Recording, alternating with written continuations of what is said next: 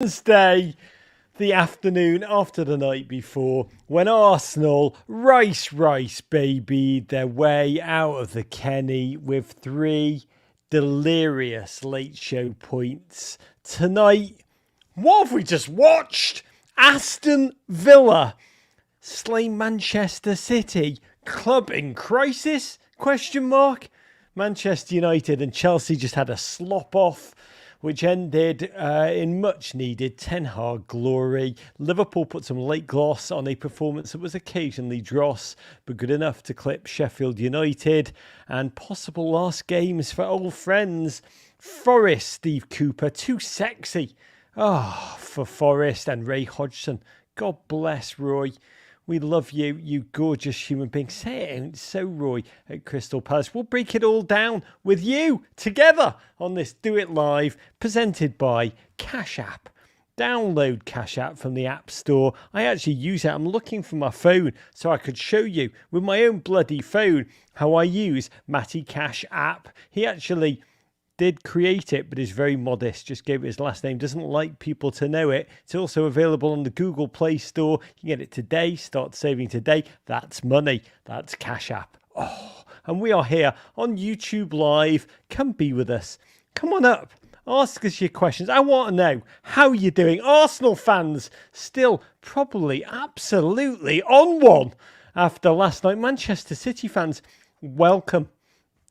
Everton fans, we've been expecting you to the world of pain and sadness. It's been a while. Let's talk about how you feel. Aston Villa fan, if you are there, come be with us because you can come live on the pod. Here's how it works. Come join me on this stage, this YouTube stage. Give me your scorching hot ones. Ask me your questions about today's games, yesterday's games, tomorrow's games. Not in the face. You just got to scan that QR code on the top left of your screen, which will take you onto our Zoom with our producer Jake, who can tell you everything you need to know to come on. Do not worry, Jake is a gorgeous human being and you won't appear on our screen, so you don't need to get your hair and makeup. It's audio only for the question part of this evening, but come on up a little later in the show, but come up now, get yourself on there, scan the QR code, and if you've got a bit of stage fright but want to weigh in, get stuck in the chat, which is absolutely buzzing.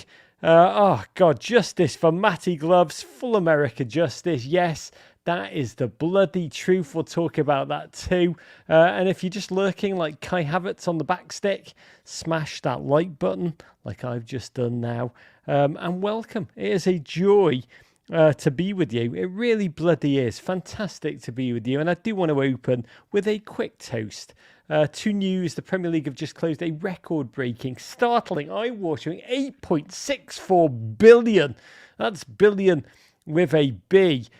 B for Bowley, 4-year deal with British Broadcaster starting the 2025-26 season. For the first time, this is kind of incredible. We take it for granted in the United States, but all matches outside of the 3 p.m. Window will be broadcast live in the United Kingdom as they are here in the US. More money, more spotlight, more hype, more reinforcement of the Premier League's really unassailable position as the greatest sports league in the world. Please now, broadcasters, don't F around with the match day windows. We're begging you. To the football. Aston Villa 1, Manchester City 0. I will read that again. We are living in an age. Aston Villa, magnificent Aston Villa 1, Manchester City 0. Coming a day after Pep Guardiola said, "My feeling is we are going to win it all again." He travelled to Aston Villa, who had won a club record 13 straight Premier League games at home. Manchester City going to a team, Aston Villa, who are absolutely humming, but still stealth under the radar. And City were going to go in shields down into this one. We knew what kind of a challenge it would be. There would be no Rodri, out, suspended. Jack Grealish also suspended for what would have been a homecoming for the Villa Youth Project. But there were bigger questions to be answered than would Jackie Greals have dusted off his old Letterman jacket for this occasion, such as, could Unai Emery beat Pep Guardiola for the first time in his long, tenaciously, tactically brilliant managerial career? And could he do it 4 years to the day when he was thrown out on his basque by Arsenal Football Club. Just wheels within wheels. And I am old enough to remember this. I don't know if you are, viewers, when Manchester City were near invincible. Not the mob you know of today. Not the rabble who'd come in having drawn their last 3 Premier League games, letting in late equalisers along the way, even leaking twice to bloody Leipzig before rumbling back into life in that game. And to make matters more difficult on this night, they would have to play in, I think its official name is Villa Park, sponsored by Bear Pits? Bear Pit Villa Park, whatever.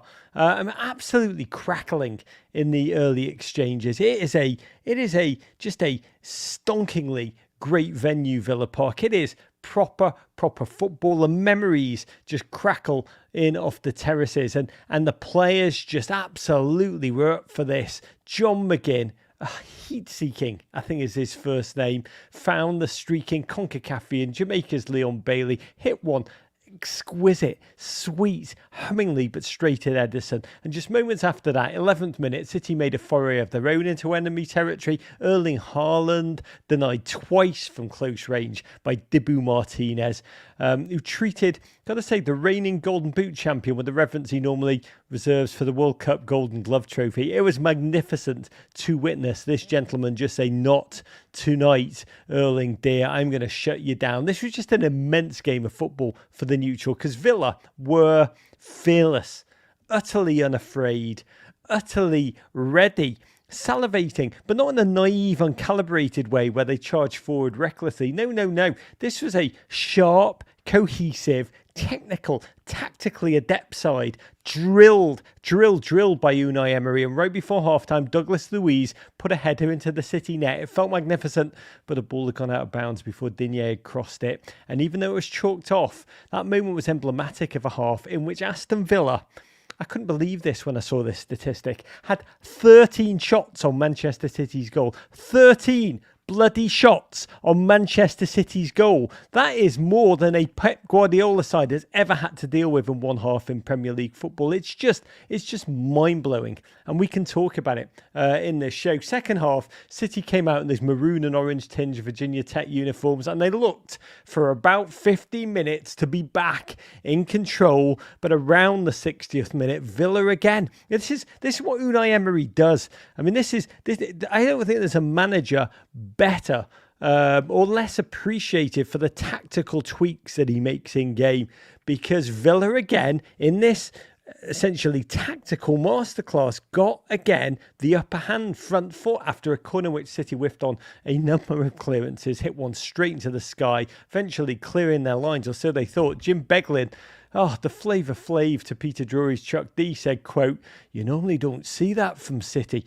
Scruffy." I think he said ... Scruffy. It was magnificent. And Scruffy was bloody right, because in the 74th minute, the moment known round the world, officially now as Cash App, that's money, moment of the match, Pep's mob were made to pay. I don't know if they used Cash App. They should have used Cash App, because it was Leon Bailey, CONCACAF Thunder, who smashed a shot off Ruben Dias and past Edison, sending just an explosion of delirium into the brummy night sky. I open my window here in New York, and I believe the noise coming out of Aston Villa was faintly audible 3,000 miles away. This is the type of game that any football fan would have killed to be at, as the Villa fans treated the travelling City support to a quite original chant, "Where were you when you were shit?"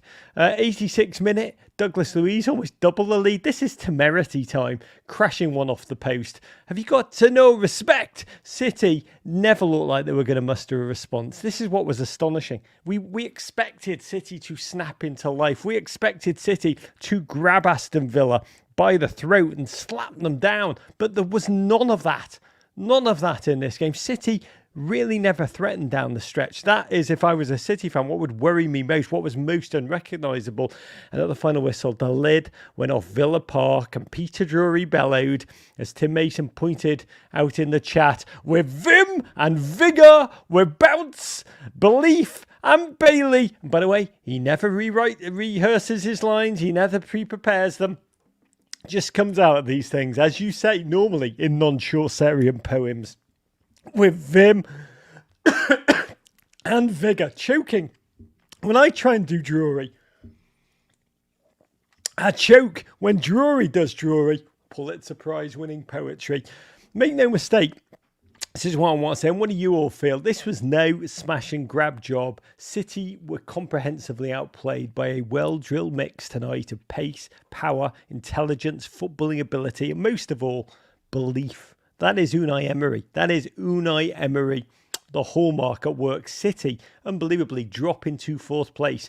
I mean, Pep probably had to ask, do you get relegated if you're in fourth place? I do not know what this fourth place crap is. They have taken just 3 points out of their last 12 possible. Let me repeat this. They have taken, there's a lot of hearts in the chat for this, a lot of you drinking sweet Schadenfreude in this moment. Manchester City have taken just 3 points out of the last 12 possible. They have failed to win in 4 Premier League games in a row for the first time since 2017. It's just the third time this has happened in Pep Guardiola's whole managerial career. On one hand, it is shocking.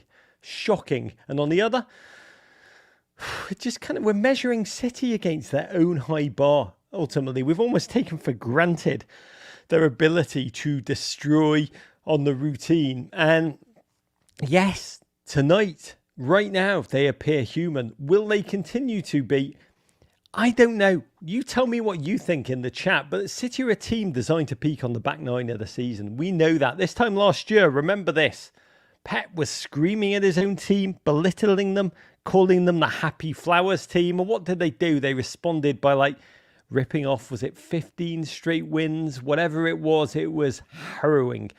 So laugh at City? No. Write City off? No. But it is absolutely fascinating to witness them, and how they will rebound is going to be, really the story of the season.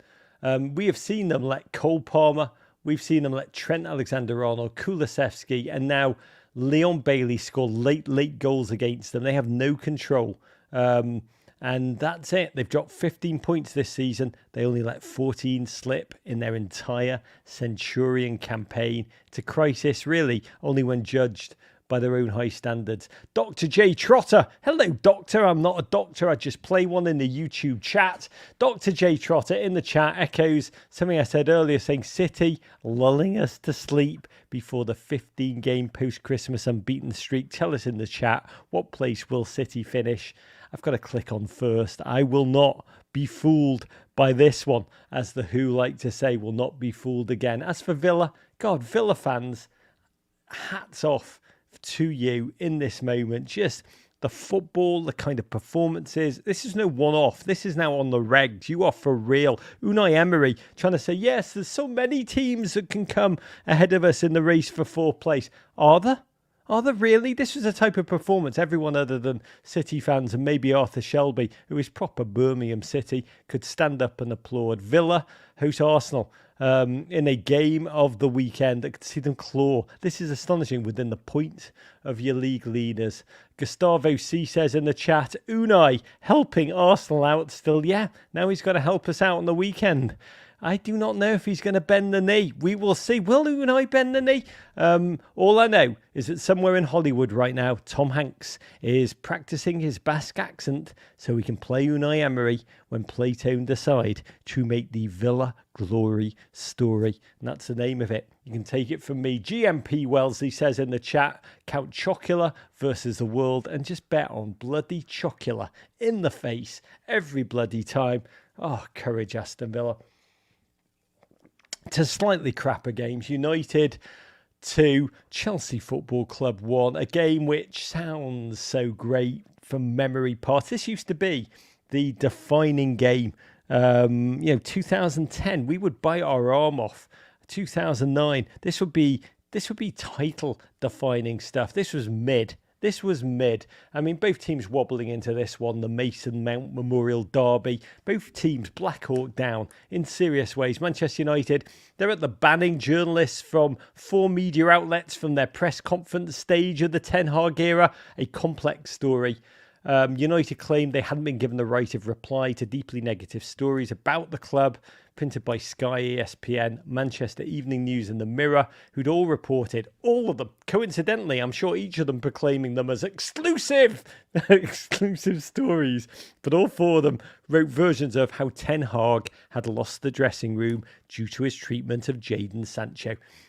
Just to be clear, these stories don't just erupt, they're placed there by agents. And United were angry, and I need to say this, they banned them not for publishing stories we don't like, quote, but for doing so without contacting us first to give us the opportunity to comment, challenge or contextualise. I mean, on one level, it's never good to get to ban the local journalists of a manager's tenure. On another, United, when you look big picture, pull out your lens and think about the past 10 years. They are locked in the cycle we've seen so many times before, where the players have so much power, they know they can outlast any manager they don't like, make any manager the scapegoat. We've seen it with LVG, a deeply experienced manager bewildered by the time he was spat out of Old Trafford. Mourinho, disgusted.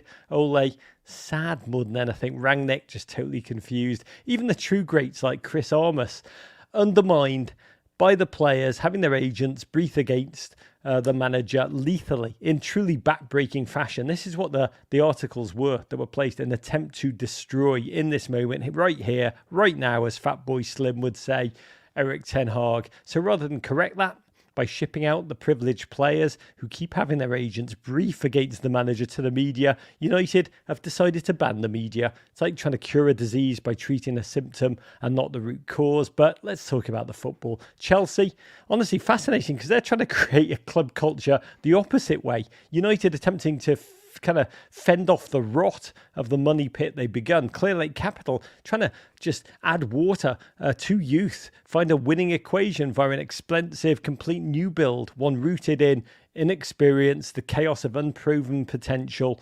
And into the game, we were reminded, local media not United's only problem. Marcus Rashford struggling, 24 games for club and country this season. That righteous gent has scored just 3 goals. One of them was against Everton, so it doesn't really count. Gents looked unfocused, unmotivated, dropped for this one along with Martial, who's already scored his single goal of the season against Everton. Ten Hag careful to pass this, dropping off as, quote, rotation.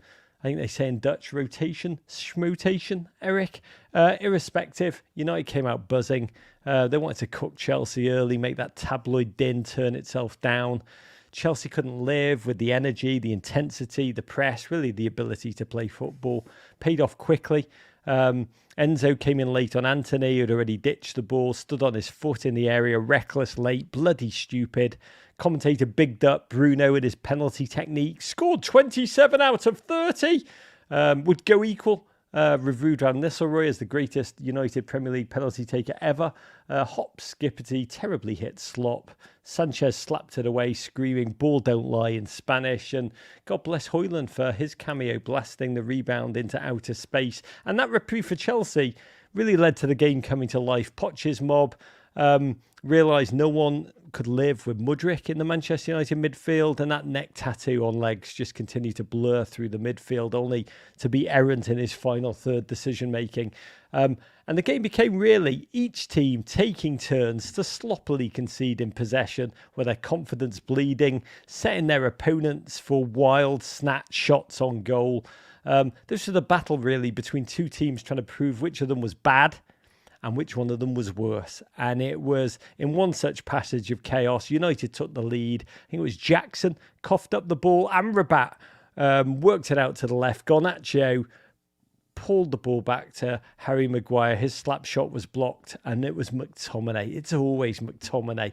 Oh my God, pounced on the rebound, just drove home low and true with stealth precision.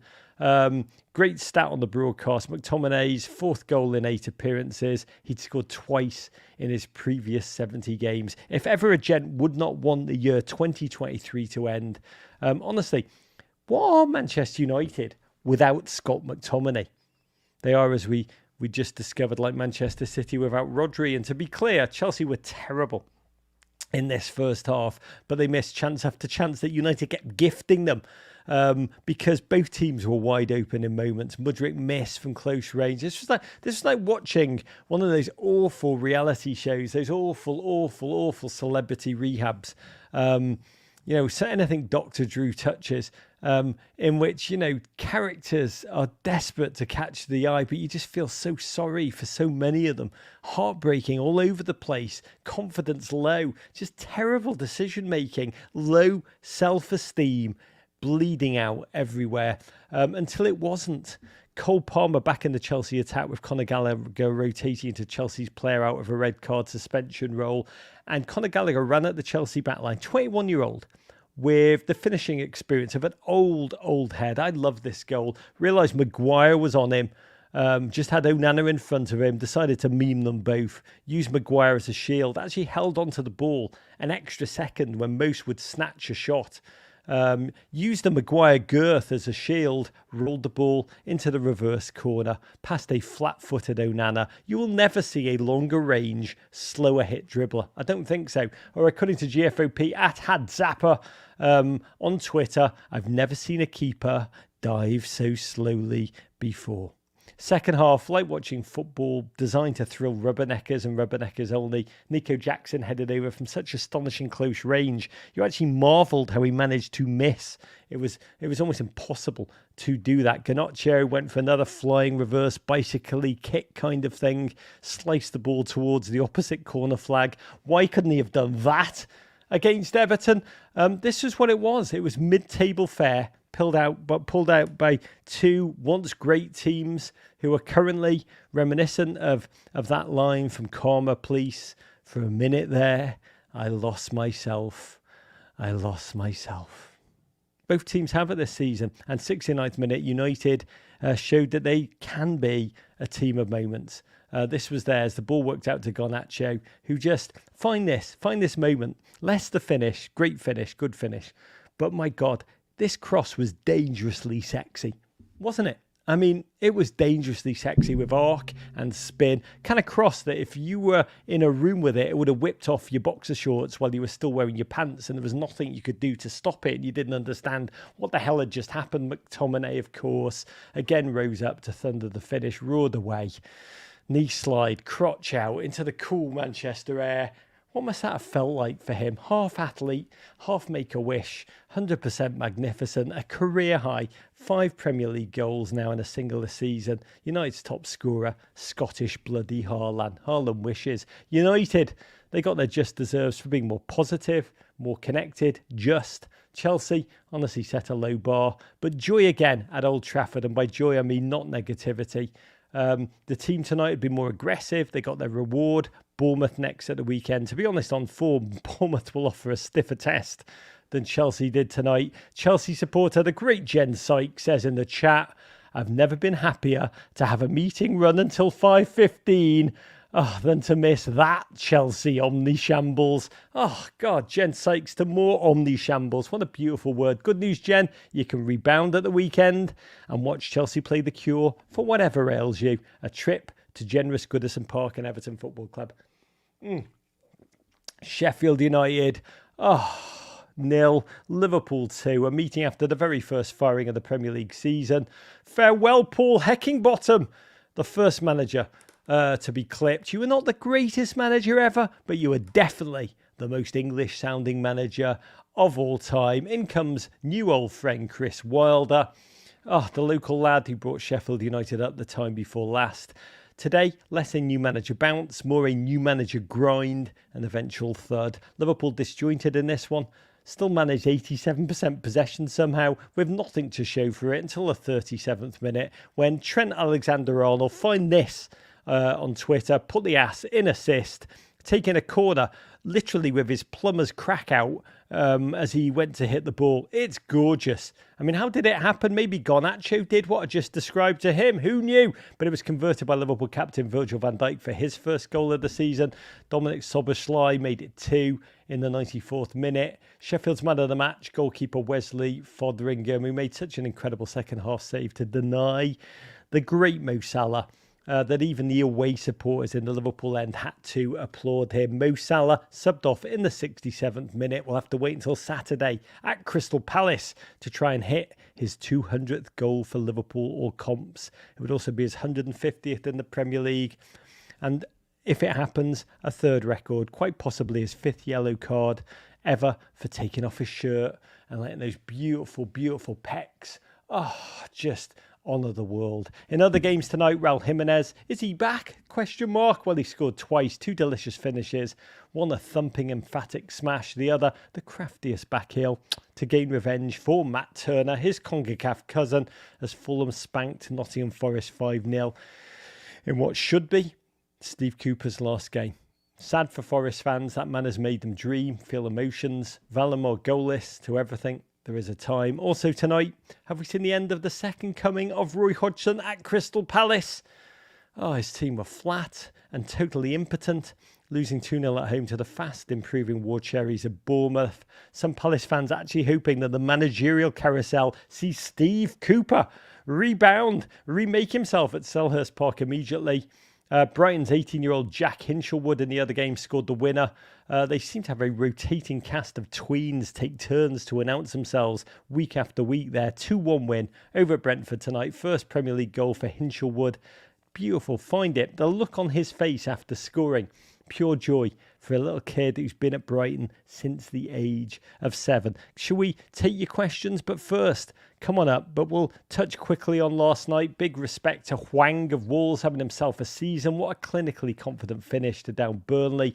8th league goal of the campaign already. What a dream he is living. Can we just raise a glass to the mayhem at Luton last night though?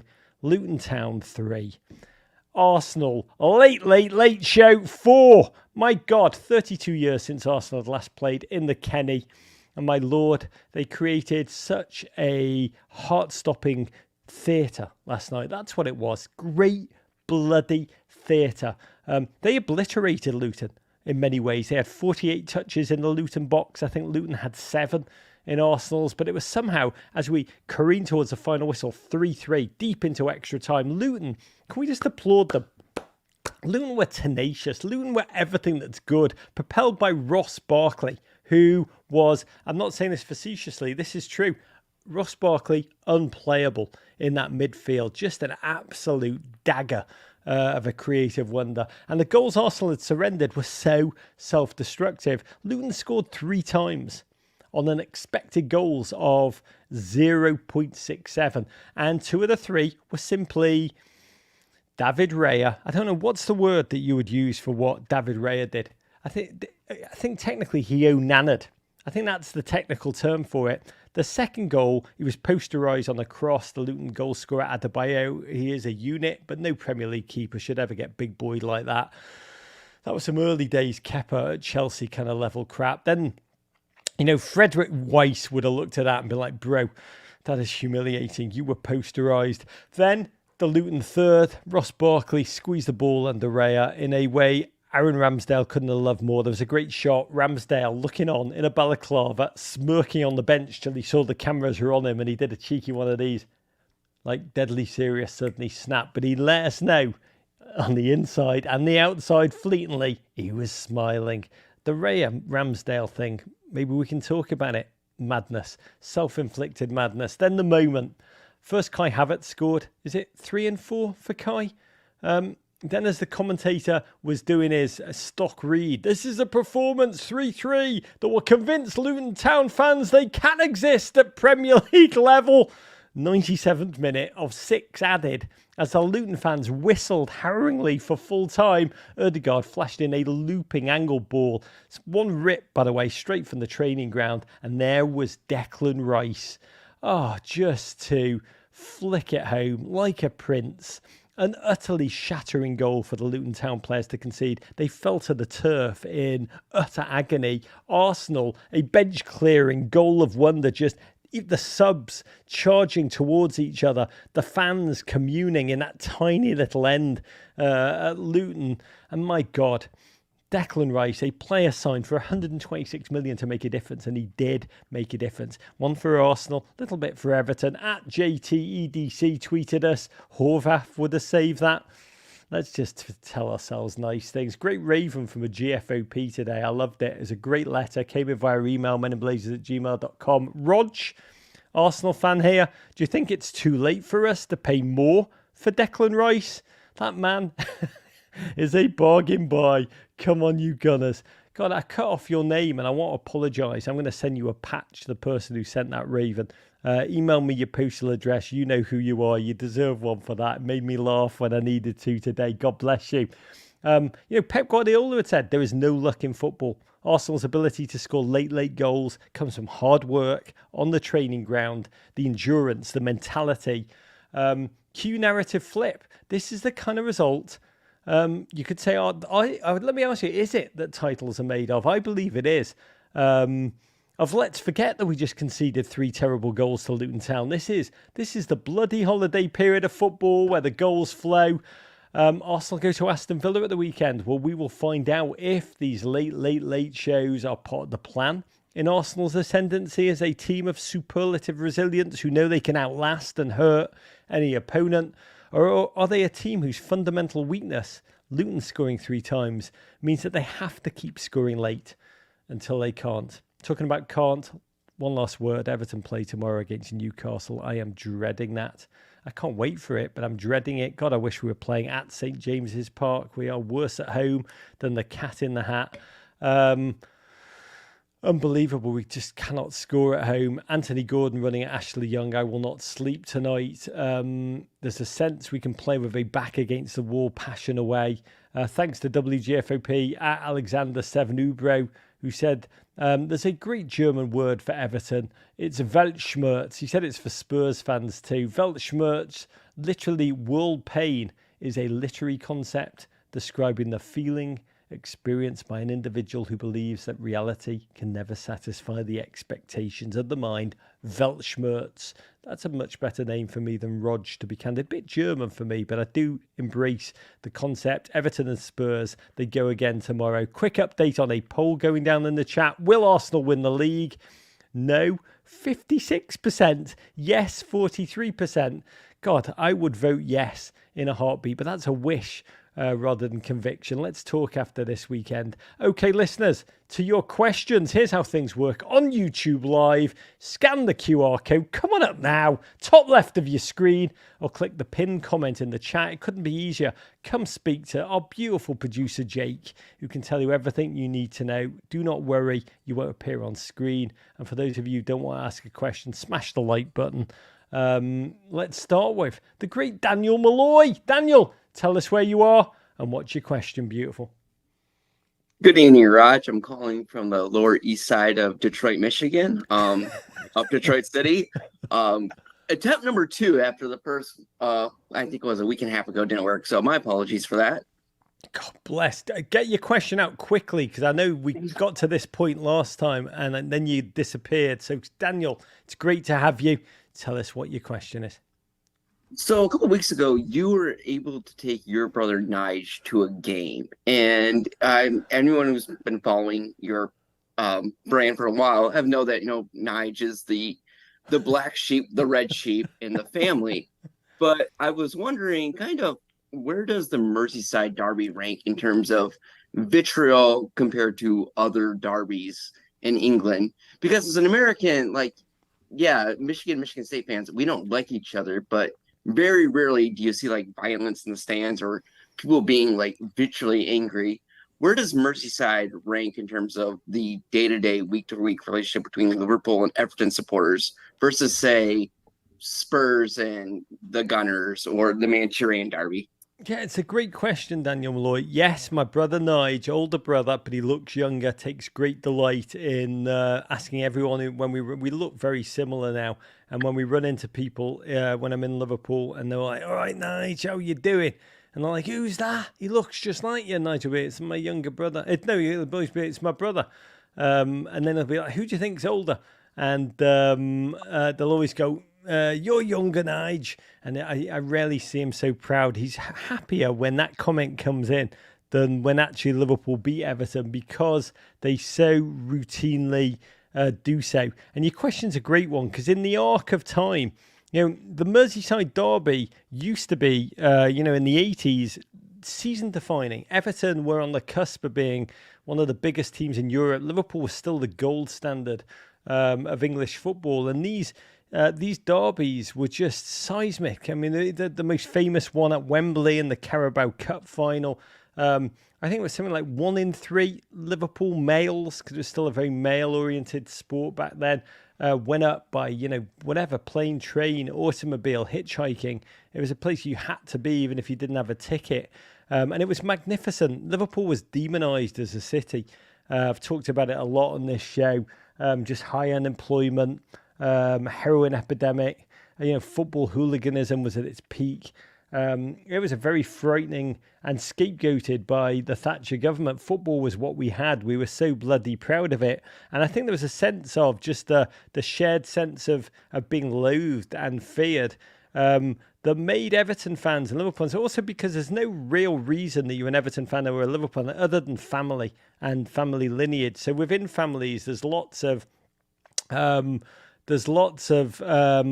families that do have a split like mine. It's not like Catholics support one team and Protestants the other, or North Side this and South Side this, or like River Plate and Boca, like the more affluent and the more work. There's none of that. It's just a complete and utter mix. I've said it. The derby is because there's no reason. It's a bit like, it's such a painful game. It's like watching a boxer get into a ring and just start punching himself in the face. Watching the game, it really is excruciating. So it was called the friendly derby for a long time. Fans sat together. I've sat, very happily in the Liverpool end for many, many seasons.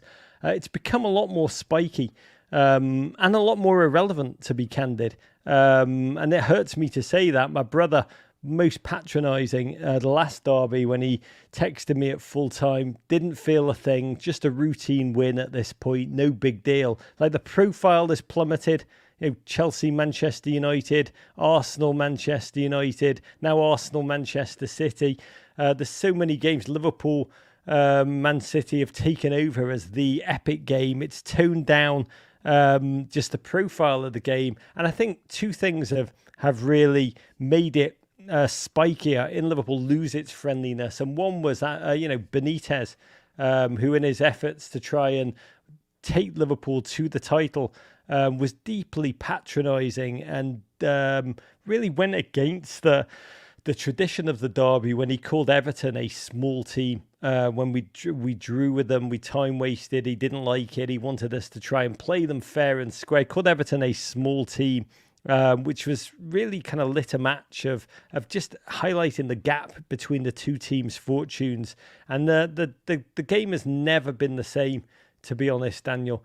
And it's become out of profile. I think there's a harrowing pain for Everton fans. We used to be on a level. We're not on a level. And Liverpool fans, we're kind of like, it's like, I've said this before, when I lived in DC, every year the city paper would post an article about DC and New York, the rivalry, which one's a cooler city? And then I moved to New York and I realized no one in New York was talking about DC at all. It was just a rivalry that didn't exist. And that's the sad truth about Liverpool and Everton right now. So that's kind of where we are. I count the number of derby wins I've experienced in my lifetime on two hands. That's the sadness. I long for my, I'd long for my dad to see another Everton win in a derby. I'm not sure if that's going to happen, Daniel. But I long for my kids to see. I'd love my kids to get into a place where they can tune into a derby and at least expect to win. That's my low bar, and I would dream of that occurring. Can I just say, big love to all of you in Detroit. We want to get back to Detroit in 2024. Is Buddy's the best pizza spot in Detroit? Is Detroit pizza actually lasagna? We had it over the summer and we adored it. It does require at least a 90-minute I mean, just a 90-minute nap in the wake of it, and I loved every single moment of it. And we cannot wait to get back. Daniel Malloy can be with us anytime. Next up is everyone's favourite GFOP on his YouTube's lives. It's the great Christina Stotts. Christina, remind us where you're from and what's your question. Good evening, Raj. It is Christina from Joplin, Missouri. I have to ask you, do Liverpool just need to rely on clinched bums of Trent Alexander-Arnold to ride us for the rest of the season? Is there a ... coming, or is that it? Or you can actually, Yes. you can probably rely on it. You can rely on an away trip to Crystal Palace on Saturday, which I think should be quite forthcoming. And the Liverpool-Manchester United clash on December the 17th is probably the greatest way to hit the Christmas season. I'd bite your arm off to have Liverpool problems, Christina Stotts. I really, really would. I look at them. I was laughing about it yesterday. I look at this Liverpool team with just wonder at what they've done. I'm old enough to remember when we're about to tape some of our year-end stuff, and we have a show coming up with John Green, the novelist, and I can't wait to talk to him. Before the season, this was darkness on the edge of town, Liverpool. This was a Liverpool who'd had their heart ripped out. They didn't want to lose the midfield. They didn't want to, lose the core of their team to Saudi Arabia. It wasn't part of the plan.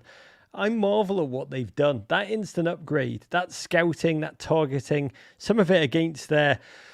a lot of it against their timing, but what they've done, Liverpool, it's a bit like where you're playing blackjack and you're on 16 and they just started to take 2-3 cards to get Szoboszlai. McAllister out of position even, Gravenberch, even Endo bedding in is just utterly remarkable rebuilding. And Liverpool, I look at them. I was joking yesterday, last season when there was it last season when someone flew a plane over Anfield saying FSG, get out of my club, you're destroying my club or whatever. Or was it just on Twitter when they don't play well on Twitter, people are like, you've ruined me club, FSG, get out of me club. I wish FSG would come and ruin my club like they've ruined Liverpool Football Club. I really do. Just the title chases, the Champions League. I think just the Jurgen Klopp, the empathy, the joy, the wonder, the goals. God, the last weekend's game, I think, Christina, you probably had more fun watching that game than I've had watching Everton in probably 2 or 3 seasons now. I was exhausted after that match, to be honest. I had thoughts of Peter Drury and was calling that match. Oh my goodness. I can't even imagine the poetry that he would have had to, he would have said Anfield was roaring because it was roaring and I was roaring right along with it, and Andres Cantor's goalgasm would have been right there with all the goalgasms. I would not be surprised if there's going to be children named in the new year after Trent Alexander-Arnold's goal. His beautiful, after seeing his beautiful ass crack, I would probably, were I a Liverpool fan, Trent Alexander-Bennett has got quite the ring about it.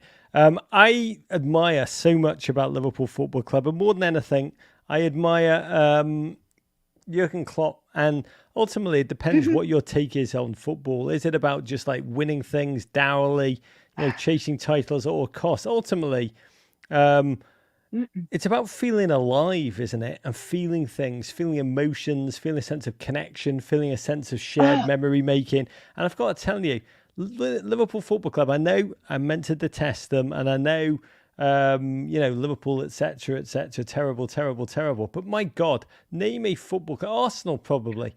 Tottenham, in their moments, please God. And maybe we'll talk about Tottenham if there's any Tottenham fans there. But God, no team, if there was a table for teams that make you feel alive right now, it's Liverpool Football Club. Savour every bloody second. And that game against Manchester United, December 17th, bring that one on. It's great to speak to you, Christina Stotts. Quick last question from the great Jackson Beale. Jackson, tell us where you are and what's your question, mate? Hey Raj, it's Jackson. I'm calling in from London by way of Berkeley, California, actually. Good Lord. And what are you doing in London, Jackson Beale? I'm on my year abroad studying. I think you're actually repping my university on your hat right now. My God, is this serendipity? You are. Yeah, you're wearing a Berkeley hat right now. I am. Go. I knew you were coming, Jackson Beale. Is this your card? 7 of Hearts. How is London? What game have you been running all over Europe, taking in games, just treating the whole place as an opportunity to just experience the great European theatres of football?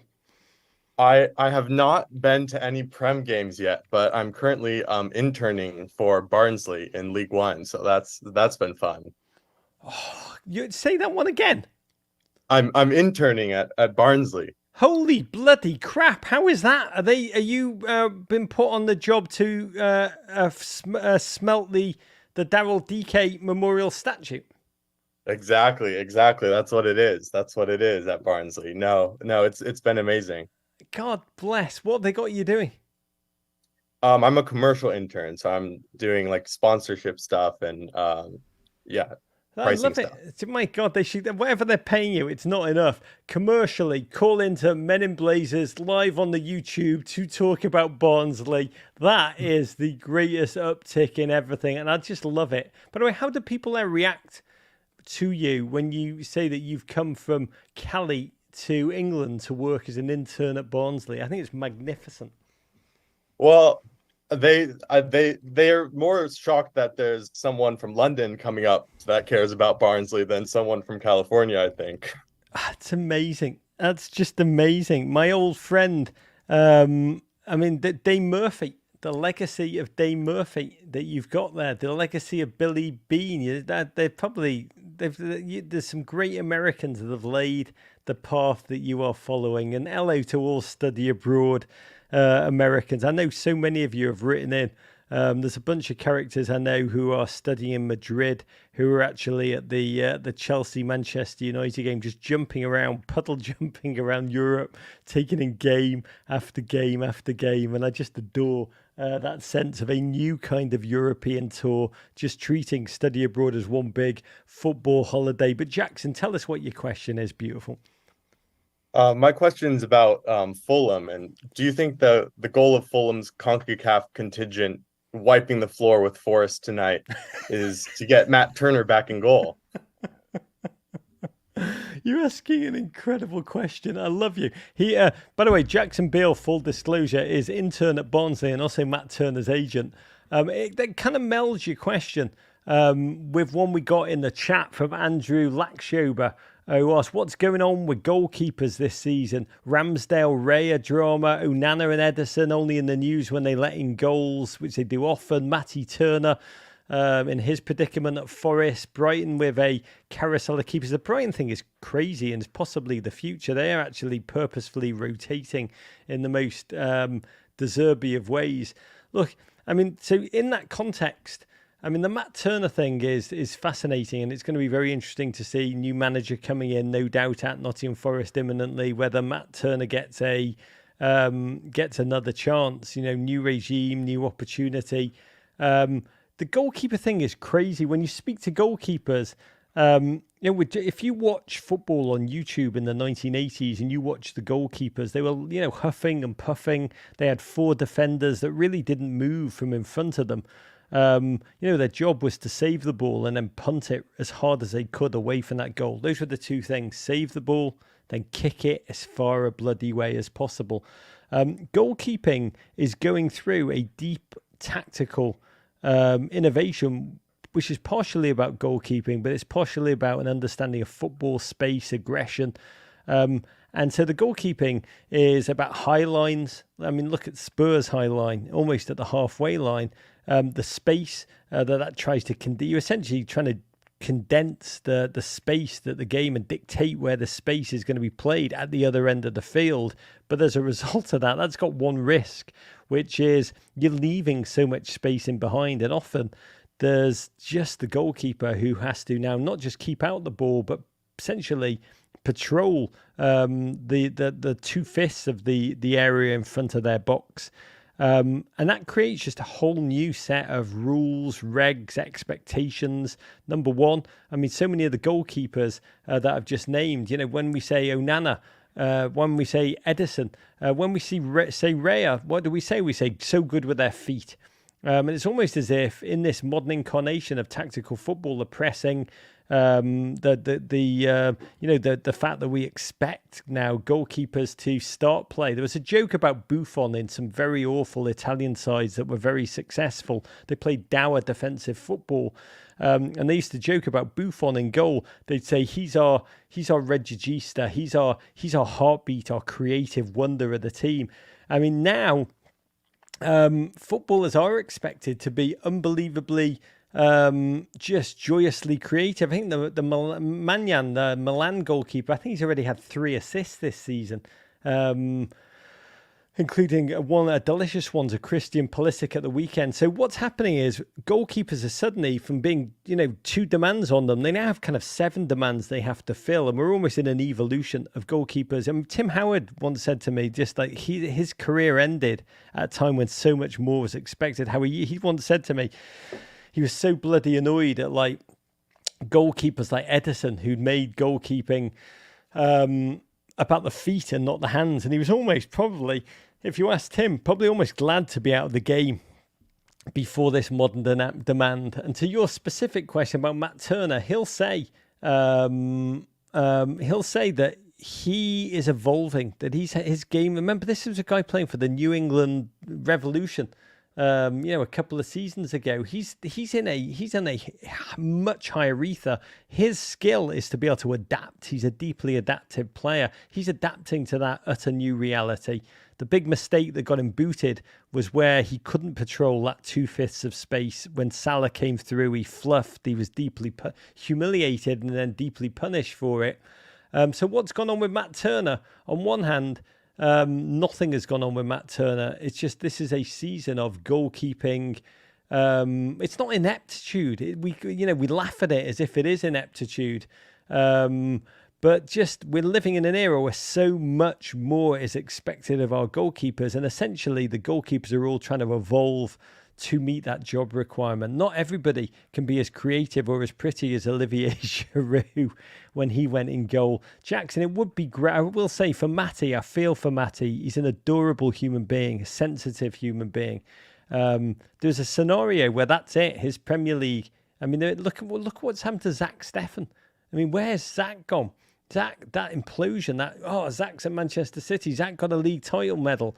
And then suddenly Zach is just falling below the waterline. There's a dark scenario for goalkeepers, like kickers. Rodrigo Blankenship, respect the specs, one of the great kickers of all time, record-breaking at Georgia, now out of a job. We're getting to the point where many, many goalkeepers are almost like field goal kickers because the managers don't understand them. They really don't, just like field goal kickers. And when they do make a mistake, they're kind of on to the next. And I pray for Matt Turner that he gets another chance to show himself, to show himself to the world, and an opportunity to thrive. Jackson, what do you think, beautiful? I'm really hoping that he doesn't go down the road that Zach said, because it's just such a sad story with Zach, where he was at such heights and all of a sudden the drop off is so huge. And I think with Matt Turner's history, I don't think that'll happen because he has such perseverance, obviously, with his career path, and I think he has the tools to make it at this stage. So I'm really hoping that he can pull it together and get back to a starting spot and really cement his place in the Premier League. God willing, we are rooting for you, Matt Turner, you beautiful human being. I said that was the last question. We're going to read this one because this made me laugh. It's from United Spurs of America, who said, I would call in, but no one wants to hear my toddler yelling in the background. LOL. United States of Spurs, we all want to hear your toddler. Bring them on young. On the Men in Blazers YouTube live. The question was, how is your unbiased view of Ange Postecoglou and the transformation he's doing around the fan base at Spurs? I've cried a long time for the things he's bringing to my club, but maybe my love clouds my judgment. I love that question. Here's what I would say. there is a backlash. Yeah, this is England, so there's a backlash to the backlash. And when something seems so good and joyous and remarkable, there's always a quick move to some of the English journalists in the quality press, mock his empathy and his the attempt to be deeply human. They want some serious football results. And there was I can't remember who it was. Somebody called him like an Australian phys ed teacher or something. That happens. Like, we can't have nice things. We've got to crap on them. It's actually a very Australian concept too. Cutting down the old, what do they call it? Cutting down the tall poppy or whatever they call it there. So there is some backlash. I'd say sod it. I'd imagine Ange doesn't care. He's that guy. He doesn't. I don't think Ange thinks about what other people think about him. There's a lot I admire so much. I'd like to believe that the Ange thing is going to work. Like, I'd like to believe that love is the answer. That I'd like to believe that there is justice in the world. Like, I'd like to believe that good does win out.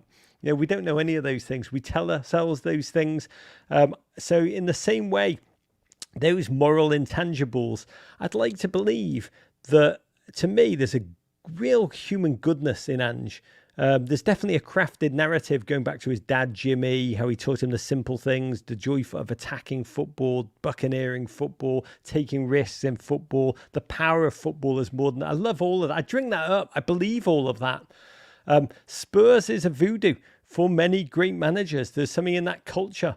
Even with Poch, ultimately he was running on ether, performing alchemy until he wasn't. So I would love to see Ange thrive. What strikes me, United Spurs of America, and your question kind of captures this beautifully. There's almost so quickly, and I admire this deeply, a religion around. I mean, what is religion? It's a leap of faith, right? We don't know for sure. But we believe, and we take a leap of faith theologically and create our own theology.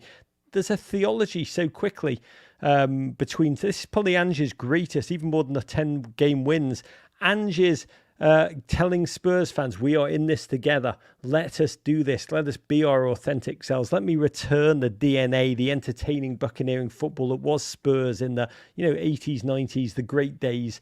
So I would love to believe it, and I am rooting. I've always thought this, that there is a connection between Everton and Tottenham. Tottenham are like the Everton of the South, or Everton the Spurs of the North. Either way, dreamers. Always in the shadow of, always wanting more, and Tottenham are just... so much bloody closer than probably we will ever be, Everton. So I take great pleasure from their wonder. I take great pleasure from Spurs fans' joy, and I wish you only happiness, United Spurs of America, and to your toddler. Bring them on tall poppy syndrome. Bring them on yourself next time, you great human being. This is a lot. We have covered a lot. I want these things to move with a clip and a pace. So I'm just going to end by raising a shot of Jägermeister to the women of the Great British Olympic team who had their gold medal dreams shattered yesterday. Incredible to witness. The Dutch, stay with me on this, scored in the 95th minute of what would ultimately be a 4-0 win over Belgium, which meant that Team GB, who would have qualified if... This is where you need to stay with me. They needed a 3-goal difference over the Dutch. And they just beaten Scotland 6-0 with a late goal of their own. They thought they'd made it. But when Damaris Egarola struck in the 95th minute for the Netherlands, Team GB's fate was sealed. They will not be in the Olympics. And coach Serena Wiegman, who she's the English coach, but she is Dutch. But she admitted post-match she didn't know what to say amidst the heartbreak. England World Cup finalists will not be at the Olympics. Proof from an American perspective of the ever more competitive, cutthroat world that women's football has become. 1 minute you are soaring in one competition, then you're failing to qualify for the next. Take nothing, as we know in the United States now, take nothing for granted. Before we go, quick look at everything coming up on the Men in Blazers Media Network, all of it powered by Bud Light. Easy to drink, easy to enjoy. Coming up tomorrow, a new episode of This Week in Wrexham, our YouTube series about the club, about the town, about pie, which really isn't life all about pie in a way? Our correspondent Tommy Cheese Lewis brings it all to you in a warm, joyous fashion that conveys what it's like to follow Wrexham and lower league football in general across Britain. This episode will be on our YouTube tomorrow. It's great. Features an interview with landlord of the now famous turf pub, Wayne Jones, who talks about what it's like to serve pints to Will Ferrell and Paul Rudd. I love this episode. I think you will too. It's happening right here on our YouTube. Subscribe. Give us a like. Do not miss it. This is Rod saying thank you, producer Jake, for lingering in the chat. Thanks to all of you for coming and being with us. If you're listening to this on the pod, come be with us on YouTube. We will be here again on YouTube, I believe on Sunday. After all the games, I think we're coming back. Thanks to the wonderful people at Cash App who are making all of this possible. I love this. I love debriefing with you. I love the warm embrace. I felt crappy before the football kicked off today. I still feel crappy, but I feel elated and crappy for the company, which is what football is all about. We'll be back right after the games on Sunday. This is Rog saying big love and courage.